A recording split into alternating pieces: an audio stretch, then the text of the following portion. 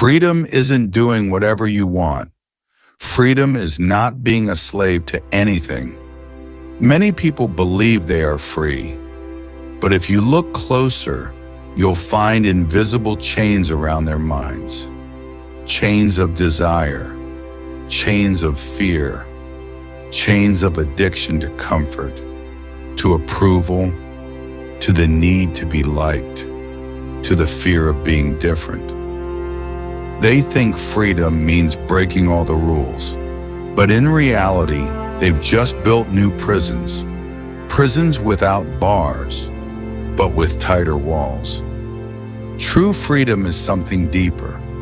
It's the ability to choose, not just what feels good, but what's right, even when it's hard, even when you're alone in that choice.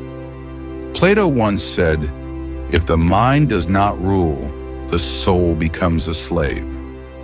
You can't call yourself free if every time desire knocks, you open the door. You're not free if your fear decides who you are. You're not free if you care more about what people think than about what you believe. You want to see real freedom? Picture a small bird offered a golden cage. Food, safety, luxury, everything it needs. But that bird looks at the open sky, the unknown, the danger, the hunger, and chooses to fly. Not because it's easier, but because it was born to fly, not to survive in comfort. That's freedom. Freedom is not easy. Freedom is not soft. Freedom is standing on your own 2 feet and owning your choices. Good or bad, it's falling and rising again, failing and still daring to try.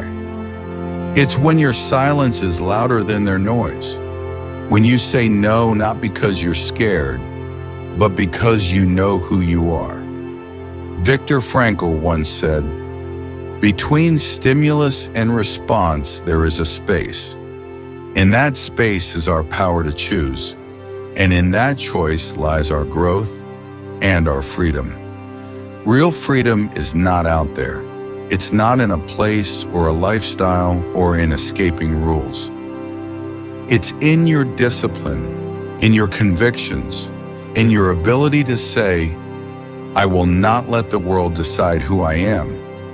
Don't let your desires drive you. Don't let your fear control you, and never let the world silence your soul. Because the loudest prison in this world is the one you build inside your own head, and the key has always been in your hands.